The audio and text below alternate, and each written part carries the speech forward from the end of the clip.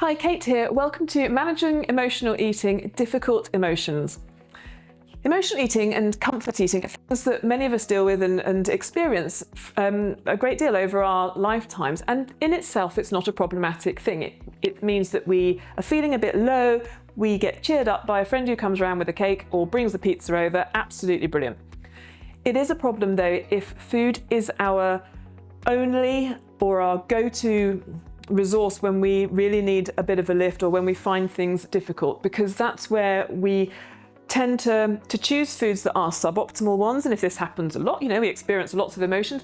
If we find ourselves often having a food seeking response, that is going to impact on our healthy lifestyle. It is going to impact potentially on our weight and on other areas to do with our well-being, which we could probably do without. Difficult emotions. Well, what do I mean by those? I'm saying things like frustration, sadness, anger, loneliness. Fatigue, fun enough, could probably fits into there, although whether it's an emotion, it's more of a physical state. But things that we find quite suddenly challenging to deal with. And what happens when we have an emotional eating response is our immediate thought, in fact, it's hardly a thought at all, it's an automatic reflex really, is to reach for food to squash that emotion down.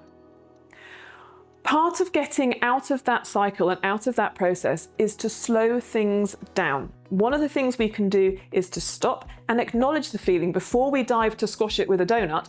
What we can do is just say, oof, that's really hurt my feelings, or I just feel really lonely now because I can't get hold of my mates and I'm just having a really rubbish day, but there's no one there. And that's okay. In fact, it's great to say it and acknowledge it and sit with it for a bit. It's really tough to do that. No one likes sitting feeling miserable. You don't have to do it for long, but just to sit with it, know that it will pass. These things will pass. You're not going to feel terrible all the time. You're not going to feel terrible for long. Hopefully, we're talking about sort of acute expressions of emotion that jump out at us. Sit with it, know that it'll pass.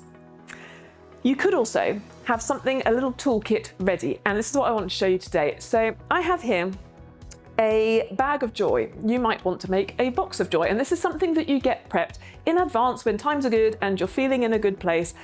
Grab a nice box. It's even quite a fun task if you were that way inclined. You could decorate a shoebox, or you could just make it really special, or whatever. I have a little bag here that my mum made, so that's a nice thing for me to choose. And in your bag, you're going to put things that when you feel a bit on edge, a bit unhappy, you can go into your bag or your box and just take 5 minutes, longer if you want, but looking through at things that make you happy.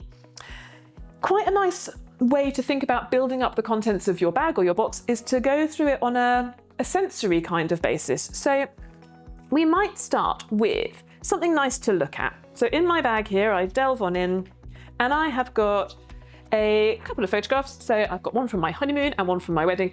And I love looking at these because they remind me of a beautiful day and a beautiful holiday. And that's a lovely thing. I've got my love of my life right there. So it's a really nice thing to cheer me up and go, oh yes, what a great time that was.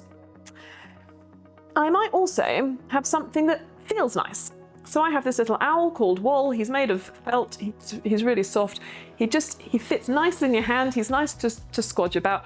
The thing that you choose to feel, it could be all sorts of things. It could be something furry or something fluffy. It could be something smooth. It's hard to say. It's what people find nice to hold, but something that you can have that just connects you a bit more with things around you, and again takes you out of this intense emotional feeling.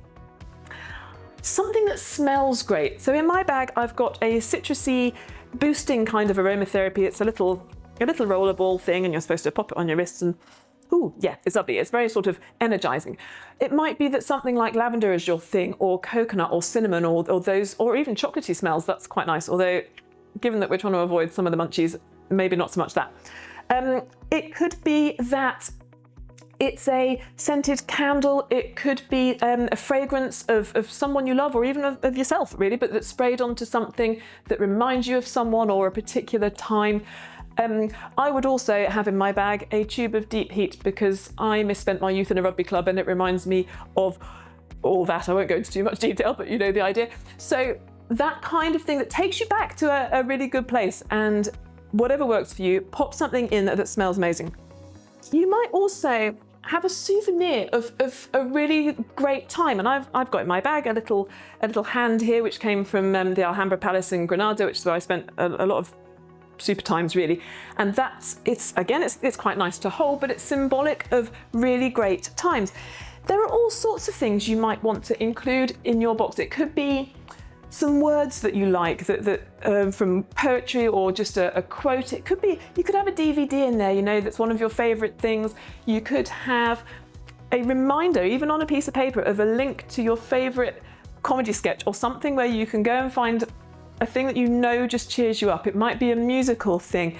There are so many things, and this bag or your box will change and adapt over time. So absolutely add to it. It could even be things like, I'm thinking as I go in a way, but I would like to have in there some gloves. I usually have cold hands, so it'd be really comforting for me to put on some little cozy mittens or something like that. Whatever makes you happy goes into your toolkit, and it's right there for when you need it. And by the time you've had a good old look through these kind of things, hopefully you've distanced yourself enough from the food response to be able to have let it pass and then get on with your day. I really hope that helps. If it doesn't work for you straight away, keep practicing. And if you find yourself still going for the food, don't beat yourself up about it. It's going to happen. But just be kind and give this sort of thing a chance. I really hope it makes a difference.